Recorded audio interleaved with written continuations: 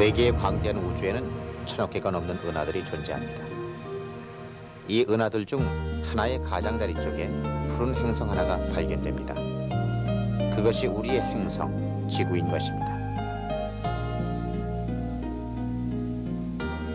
이것의 우주 전체보다도 훨씬 신비한 구조의 신체를 갖고 있는 우리 인간들이 살고 있습니다.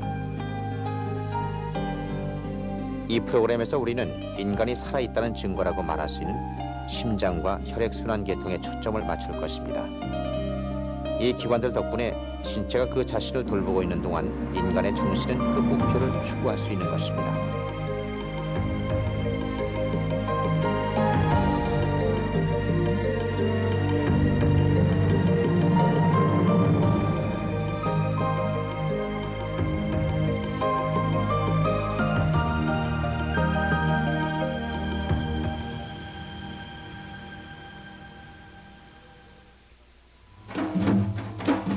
꽹과리는 쇠소리로 하늘로 치솟고 장구는 가죽소리로 땅에 퍼집니다. 그 울림이 우리의 마음을 휘어잡고 또 가슴을 뛰게 합니다. 여기 모인 젊은이들의 심장은 생명의 영혼으로 가득 차 있는 것입니다.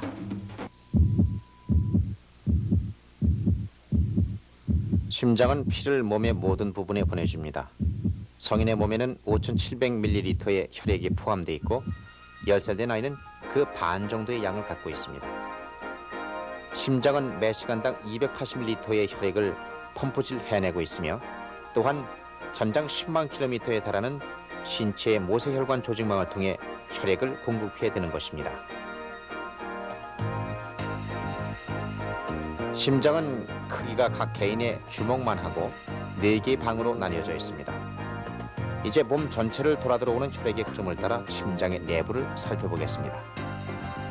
온몸 구석구석을 다 돌고 온 혈액은 대정맥을 타고 우심방이라 불리우는 방으로 들어갑니다. 혈액은 우심방에서 3,000판을 통해 우심실로 주입돼집니다. 이 판은 심장 수축 시 혈액이 심방으로 역류되는 것을 막아주고 있습니다.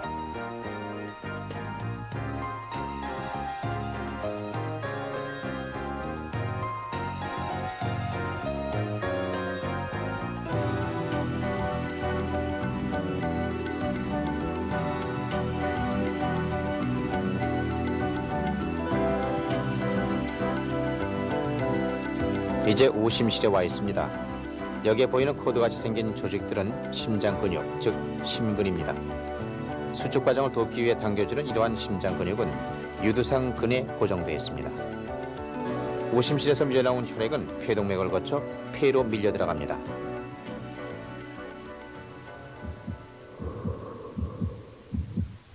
폐포는 기관지 관의 끝에 위치한 미세한 공기 주머니입니다. 우리가 들여 마시는 공기는 이 주머니들에 도달하게 됩니다. 폐포 곁을 지나치는 아주 짧은 순간에 혈액은 산소를 취하고 폐포의 얇은 막을 통해 이산화탄소를 방출해 내보냅니다.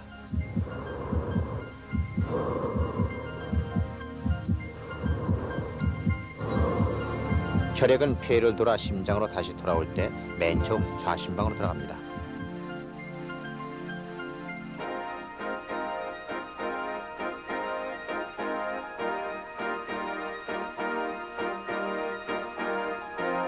이것은 2000판입니다. 2000판은 우리가 먼저 본 바에는 3000판과는 다른 모양을 하고 있습니다.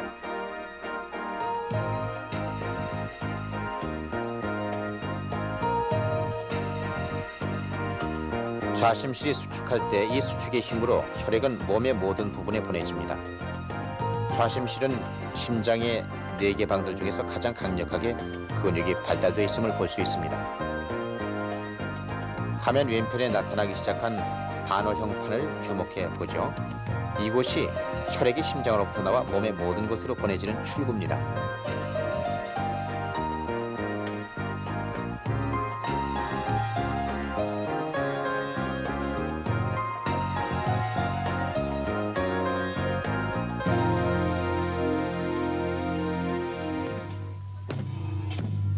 네 개의 악기로부터의 진동이 어우러지고 화합하여 소리의 공간을 이루는 사물놀이. 이 사물놀이 팀의 리더인 김덕수도 벌써 불혹의 나이에 접어들었습니다.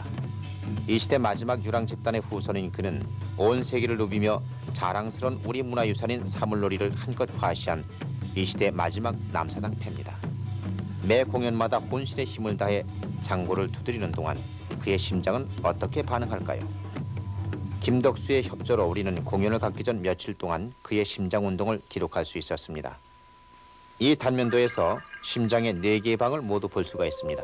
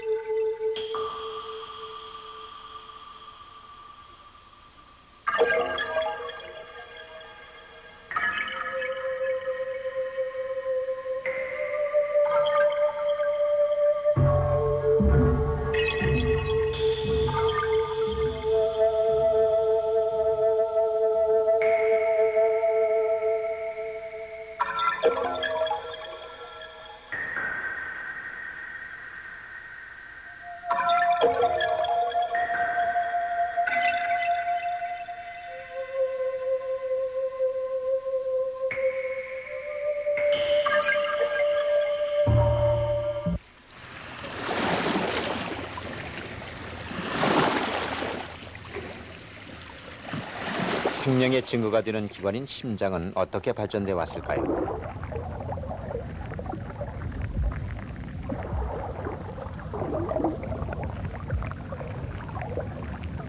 생명의 진화는 단세포 유기체에서 다세포 유기체로 진행돼 왔습니다.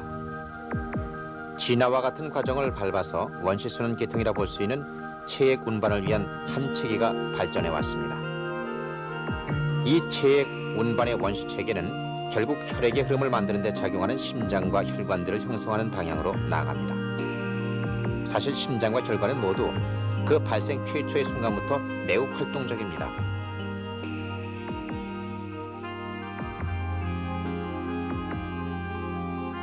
이것은 암석이 많은 해안에 살고 있는 원색동물인 해초류입니다.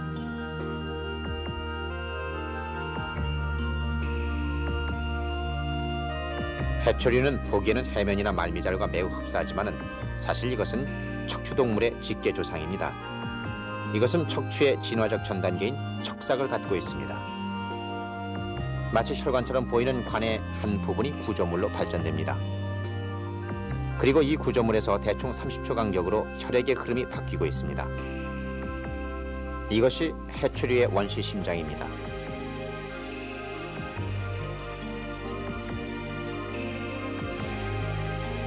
병아리의 경우 혈관 내의 이 부위가 나중에 심장이 되는 지역입니다. 내내 박동을 하면서 혈관은 점차 구부러져 심장의 모습을 띠게 됩니다.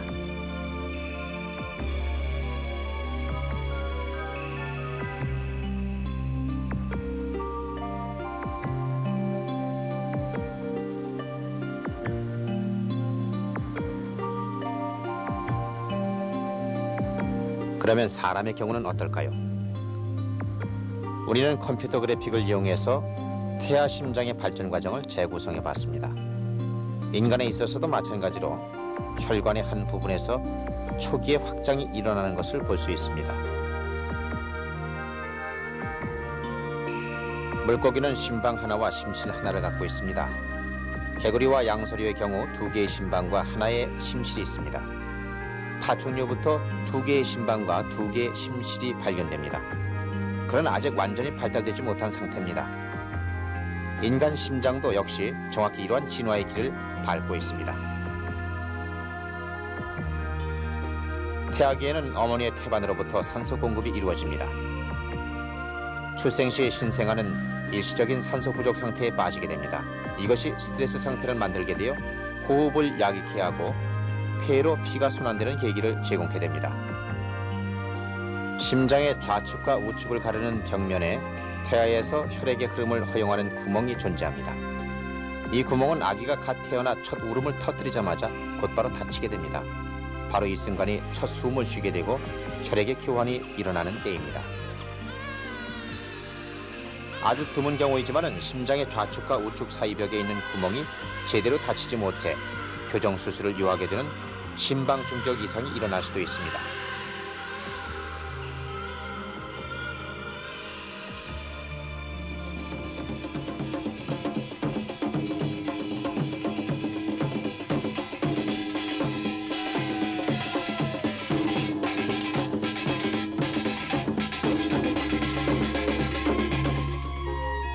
이것은 손의 혈관 조직망입니다.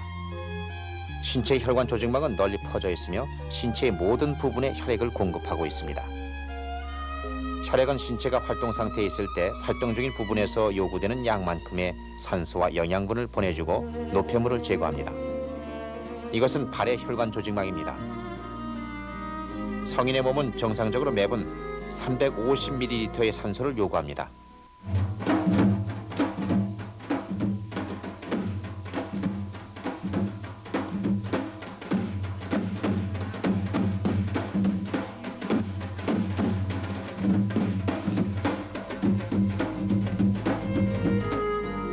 심장 역시 자신의 혈관 공급망을 지니고 있습니다.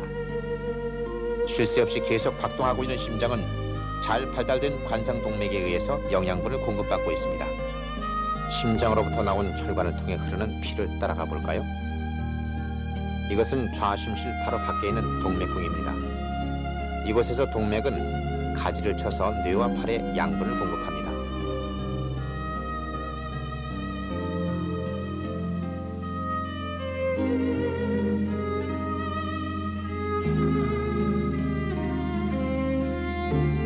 그리고는 큰 곡선을 그리면서 신체의 하부로 내려갑니다. 이 혈관을 대동맥이라고 부릅니다. 이곳 혈관벽 윗부분에서 밝게 보이는 구멍이 소장관으로 가는 가지입니다. 왼쪽과 오른쪽으로 빠져나가는 가지들은 콩팥에 양분을 공급하는 가지들입니다.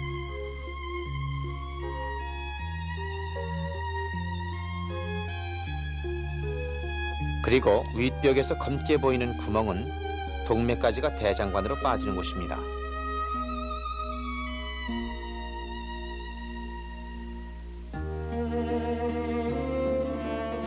저 멀리 다리 쪽으로 가지쳐 나가는 동맥의 구멍이 보입니다.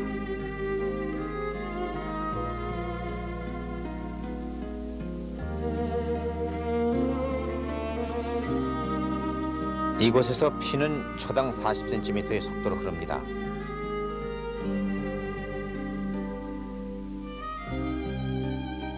이런 식으로 대동맥에서 가지친 동맥들이 여러 다양한 기관들에게 양분을 공급하는 것입니다.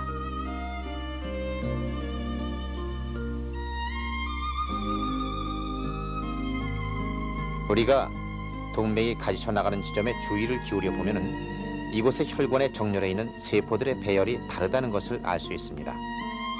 혈액의 통과를 쉽게 하기 위해서 이렇게 되어 있는 것입니다. 소동맥은 좁은 동맥입니다. 매끄러운 근육세포들이 혈관벽을 수축시켜 혈액을 밀어냅니다.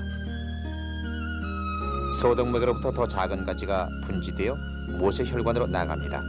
이것들의 직경은 100분의 1mm보다 더 작습니다. 몸의 세포와 혈액 사이에 산소와 이산화탄소의 교환, 영양분과 노폐물의 교환은 이 모세혈관의 얇은 벽들을 통해 이루어집니다.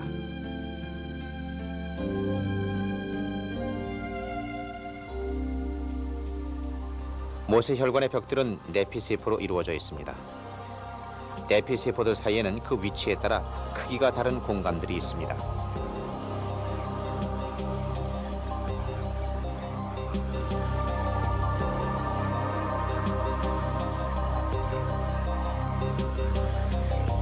이제 혈액의 흐름은 초당 약 5cm로 매우 느려진 편입니다. 혈액의 방향과 속도는 필요량에 따라 예민하게 달라집니다.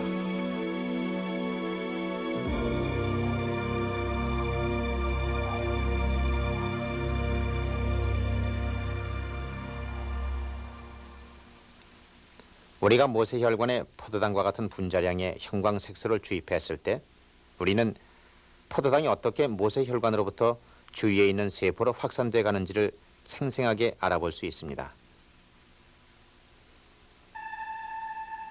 이것은 호르몬을 만들어내는 갑상선 내의 모세혈관 조직망입니다. 혈관 조직망은 혈관의 양분, 공급의 기능에 따라 다양한 배치 형태를 가지고 있습니다. 이것은 우리 체내의 불순물을 걸러내는 콩팥 내의 사구체입니다. 오줌은 모세혈관의 벽을 통해 걸러지게 됩니다. 두개골안 깊숙이 놓여있는 내이의 달팽이관으로 이것은 소리를 탐지합니다. 달팽이관은 콩알만한 크기의 작은 기관이지만 아주 잘 발달된 혈관 조직망을 갖고 있습니다. 남성의 생식기관인 고환의 혈관 조직망입니다.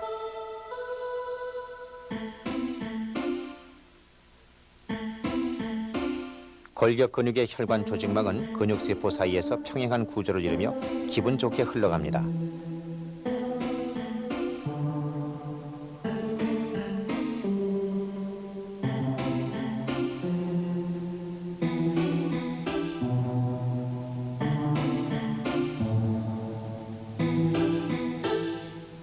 혈액이 흐르고 있는 동맥 역시 산소와 영양분을 필요로 합니다. 이것은 동맥의 양분을 제공하는 혈관의 조직망입니다. 새 혈관들은 활발히 증식하는 세포로 성장돼 갑니다. 또 세포들은 그들에게로 혈관들을 불러 모읍니다. 암 연구로 인해 밝혀진 이런 사실은 혈액이 세포 활동에 필수 불가결한 것임을 지적해주고 있습니다.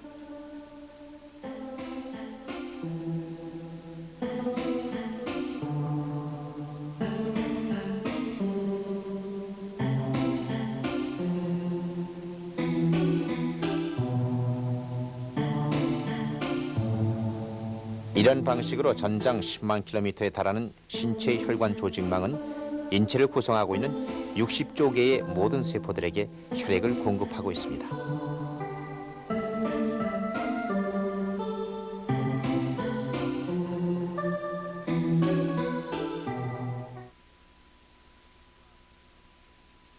진과 괭과리, 그리고 북과 어우러져 김덕수의 장군은 더욱더 격렬한 감정을 표출하며 연주에 몰입합니다. 그가 이런 감정을 표현할 동안 그의 심장은 어떤 종류의 활동을 보여줄까요? 우리는 그의 심장 활동을 기록하기 위해 김덕수에게 휴대용 심전도를 착용해 줄 것을 부탁했습니다. 이 심전도 기록기로 24시간 심장의 상태를 지속적으로 연구하는 것이 가능해졌습니다. 이것은 김덕수에게서 얻어낸 심전도 기록입니다. 최저점들이 일정한 간격을 이루지 못하고 있습니다. 김덕수의 심장 박동에 약간의 불규칙한 면이 있는 것으로 보여집니다. 이러한 것이 일시적인 이상인지 아니면 지속적인 것인지 알 수 없어 일말의 불안감이 남습니다.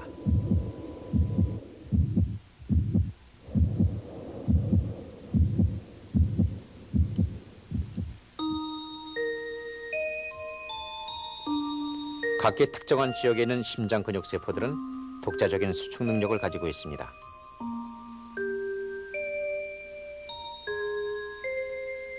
의문점은 과연 전체적인 면에서 심장이 어떻게 규칙적인 수축을 보이고 있느냐라는 점입니다.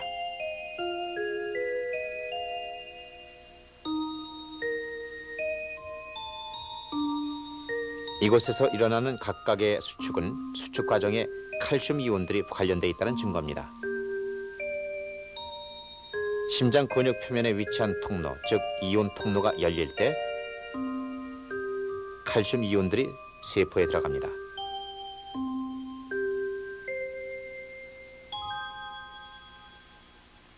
그리고 이것이 수축을 일으키게 합니다.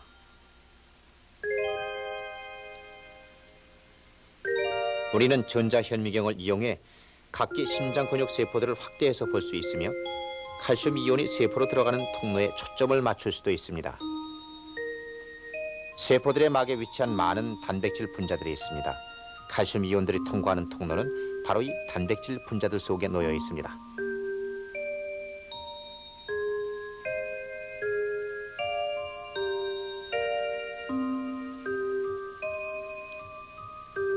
이것이 칼슘 이온들을 위한 통로입니다. 붉은 형태는 칼슘이 세포 속으로 들어가는 순간을 보여주고 있습니다.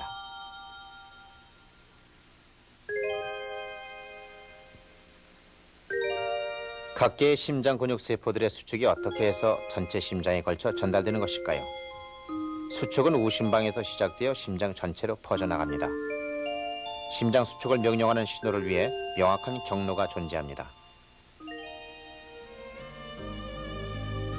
대정맥과 우심방이 만나는 지점에 수축 활동을 위한 보조 조정 기능을 위해 모여있는 일단의 세포들이 있습니다. 이것을 동방간 결절이라 부릅니다.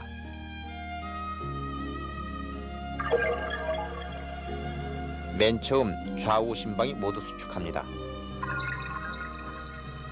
그런 다음 수축의 신호는 즉각 심방 심실 결절로 전달돼집니다. 그리고는 이제 신호는 이 결절 다음에 놓여있는 심전도 신경 섬유로 비교적 느리게 전달돼집니다. 그런 다음 심실의 근육들에게로 신호는 전달되고 신호를 받자마자 심실은 즉시 수축합니다. 심장으로부터 효과적으로 혈액을 내보내는 심방의 수축과 심실의 수축 사이에는 약간의 시간적 지연이 있는 것입니다. 심실의 근육벽을 통해 신호가 어떻게 이동하는지를 볼까요?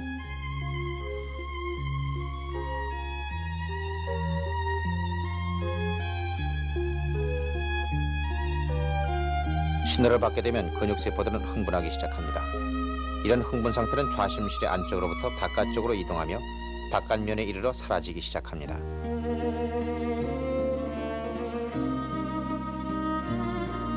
심장은 혈액을 효과적으로 내보내는 일만 하는 것이 아니라 만일 적혈구나 백혈구 같은 혈액세포들이 손상을 입게 되면 그때 문제 해결에도 기능을 합니다.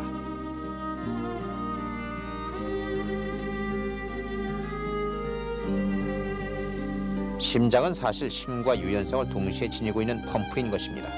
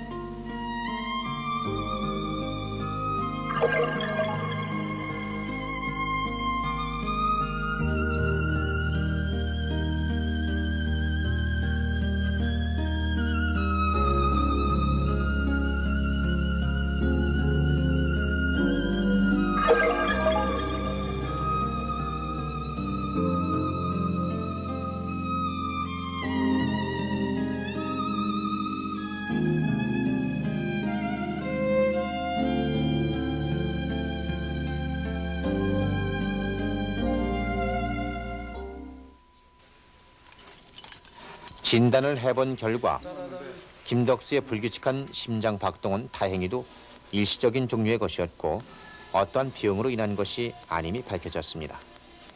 요컨대 불규칙한 심장 박동은 드물게 일어나는 현상이 아니며 다양한 신체적, 심리적 상태로 인해서도 일어날 수 있는 일입니다. 리허설이 시작됐습니다. 리허설 도중 꽹과리를 치고 있는 이광수의 심장 박동이 큰 폭으로 변동하는 걸 볼 수 있습니다. 예를 들어 심장 박동 속도가 분당 150회에서 그 절반까지 변화하고 있습니다. 심장 박동이 왜 이렇게 달라질까요?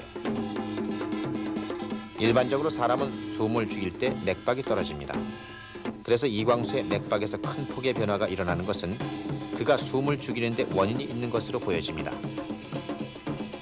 반면 김덕수의 심장 박동은 불규칙하지는 않았으나 박동수가 계속 가파르게 상승하고 있습니다.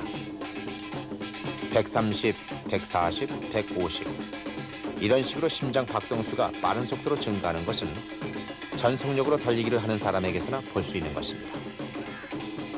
이것은 그가 감정적으로 극도의 집중을 하고 있다는 표시입니다.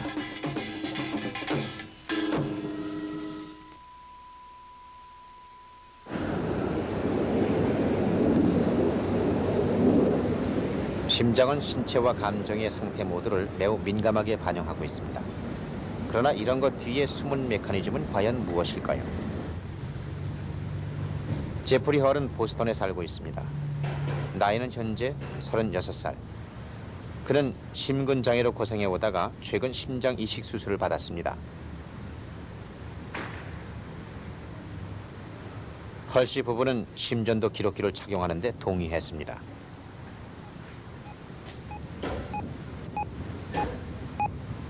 위에 보이는 헐씨의 맥박은 96이며 밑에 보이는 헐씨 부인의 맥박은 69입니다.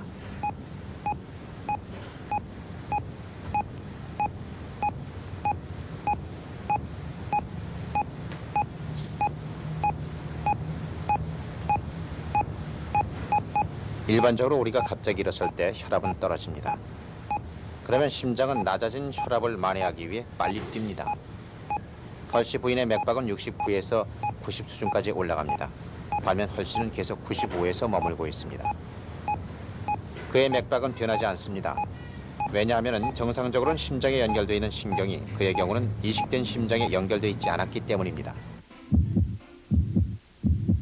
두 종류의 신경이 뇌를 심장에 연결해 줍니다. 여러분들이 여기서 보는 그 하나는 교감신경입니다. 자극을 받을 때 노르아드레날린이라 불리는 신경 전달 물질이 신경의 끝에서부터 방출됩니다. 이것은 심장 수축 속도를 빠르게 합니다. 심장 박동에 있어서 노르아드레날린의 작용은 자동차의 액셀레이터와 유사한 것입니다.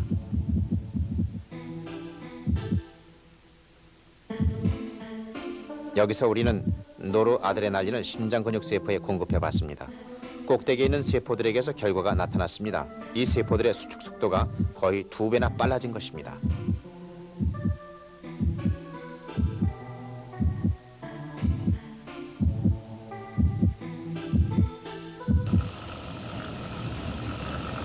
고신 수질에 의해 분비되는 호르몬인 아드레날린 역시 심장 수축을 빠르게 하는 작용을 합니다.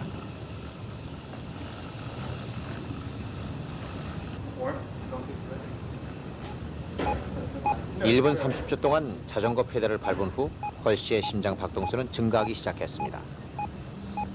혈액 속으로 운반된 아드레날린이 심장에 도착하여 작용할 때까지 약 1분 30초가 걸립니다. 심장을 위한 액셀레이터가 있는 것처럼 또한 브레이크도 존재합니다. 또 다른 하나의 신경, 즉 부교감 신경의 끝에서 분비되는 아세틸콜린은 심장을 느리게 하는 작용을 합니다.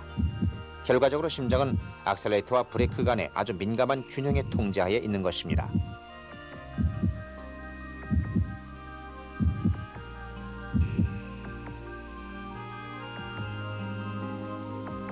모세혈관을 따라 흐르는 혈액은 근육과 내부 장기들에게 적당한 양의 산소와 영양분을 적절한 시간에 수송해 줍니다.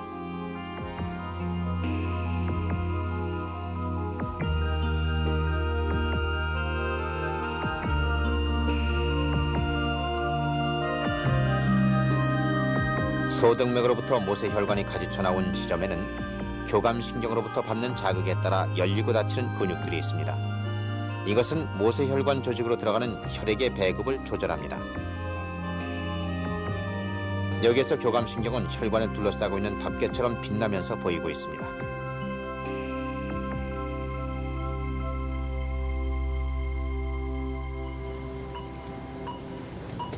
이 환자는 뇌사 상태에 빠져 있습니다. 심장은 아직 박동하고 있지만 뇌에서는 아무런 활동도 감지되지 않습니다.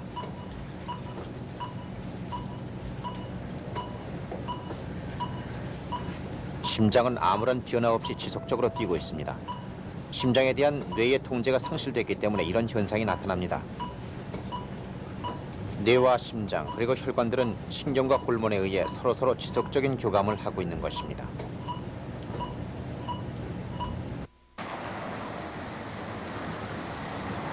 오늘날 선진국에서는 많은 사람들이 암보다는 심장 질환으로 인해 죽어가고 있습니다. 심장세포들은 일단 훼손되면 정상으로 돌아오지 못합니다. 심장에서는 일생 동안 똑같은 세포가 계속해서 일을 하게 됩니다. 브루세이 병원의 알랑 카팽티에르 교수는 손상된 심장을 치료하는 새 방법을 개발해냈습니다. 환자의 등에 있는 근육으로 심근경색으로 손상된 심장 근육을 대체하는 것이 새 치료 방법에 포함되어 있으며 그는 이미 이 방법을 그의 환자들에게 시술해 왔습니다.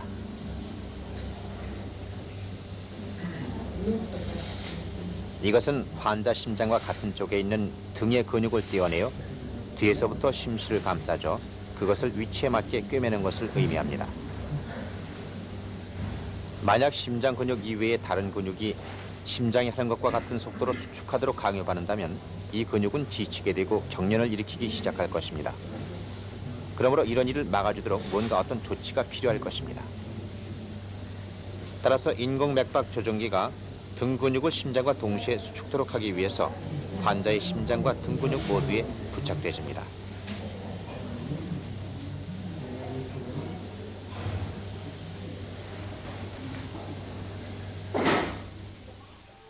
이때 중요한 것은 맥박 조정기와 동방간결절이 동시성을 지니게 함으로써 처음에는 근육 수축을 느리고 좀 약하게 했다가 나중에는 점차 심장과 똑같이 수축해 하는 것입니다.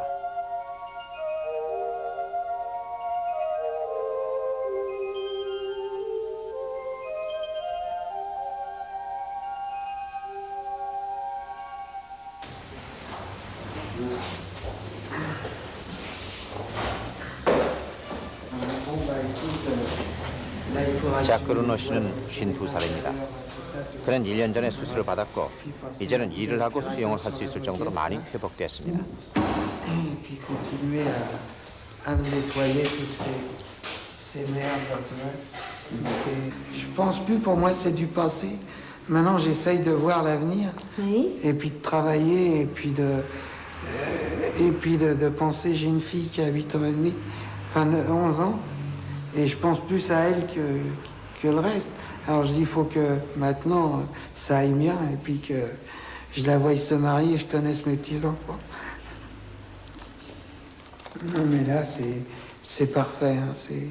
C'est vraiment un truc sensationnel. 심장 질환은 심근경색의 형태로 나타납니다.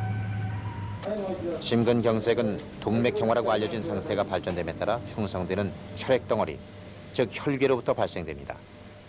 혈괴는 피와 산소, 영양분이 심장 근육에 도달하는 것을 방해합니다.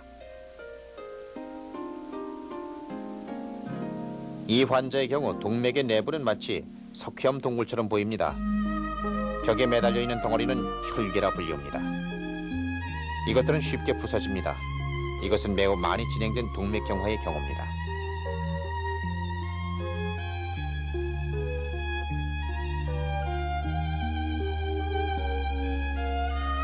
혈관의 벽은 노란색으로 변했고 매우 약해졌습니다.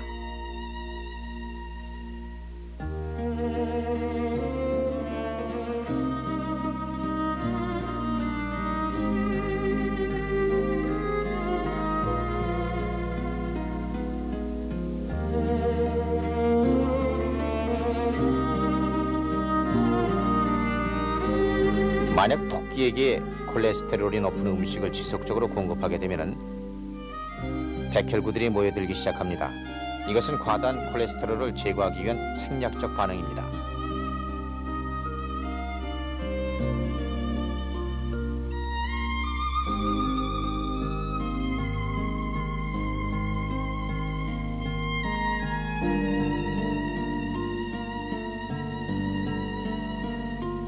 만약 이 조치로 콜레스테롤을 모두 제거하기에 충분치 못했다면 대식세포들이 모여들기 시작합니다.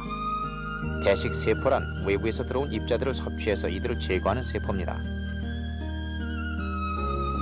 여기 대식세포의 내부에서 콜레스테롤을 볼 수 있습니다. 대식세포는 마치 아메바처럼 여기저기를 움직이며 콜레스테롤을 섭취합니다. 일부 대식세포는 콜레스테롤을 너무 많이 섭취해서 자신이 파열되게 됩니다. 그러면 이들은 다른 대식세포들에게 섭취됩니다. 편광하에서 대식세포 내에 있는 콜레스테롤은 빛나는 입자처럼 보입니다.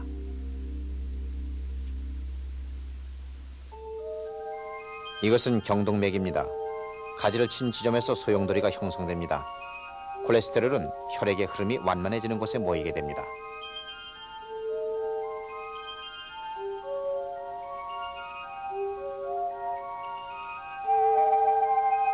과연 무엇이 동맥경화를 일으키게 하고 혈괴를 형성케 하는 것인가요?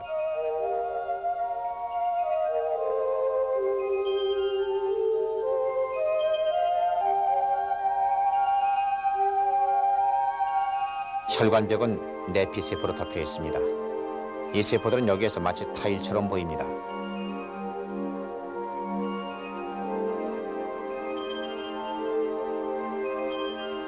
어떤 요인들에 의해서 내피세포 사이의 공간을 열리게 만듭니다. 콜레스테롤은 이 공간에 침입하게 되고 내피세포 밑에 끌어모읍니다.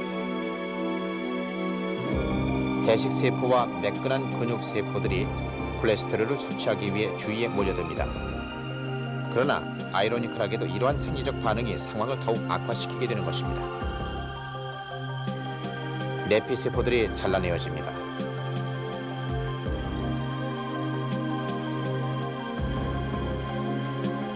그리고 혈소판들이 손상된 장소에 모여듭니다.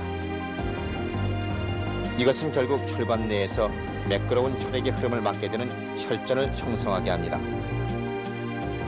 여기에서 우리는 혈전이 형성되는 것을 볼 수 있습니다. 만약 심장이 양분을 제공하는 관상동맥에서 혈전이 생기게 되면 그 결과 심근경색이 일어납니다. 만약 뇌의 양분을 공급하는 동맥 속에서 혈전이 형성되면 그 결과로 일어나는 것은 뇌경색인 것입니다.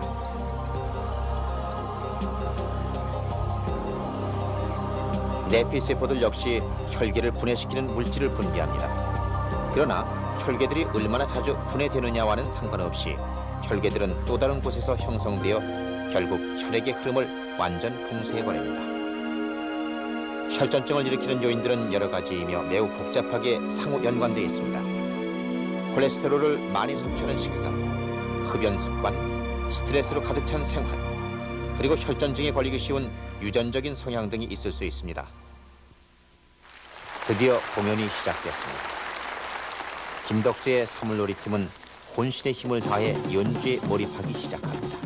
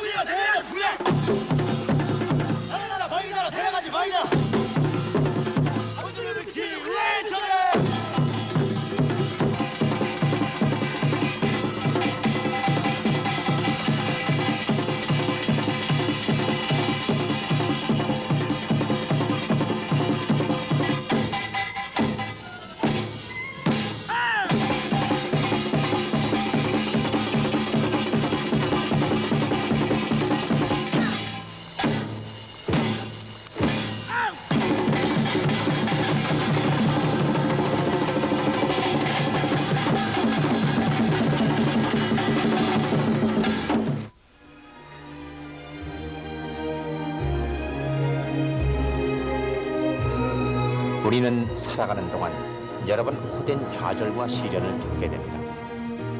그러나 그 도전을 받아들이고 또한 정복되는 바로 그 순간 우리의 심장은 매우 힘차게 박동하게 됩니다. 이렇듯 심장은 신체와 감정의 상태 모두를 매우 민감하게 반영하는 것입니다.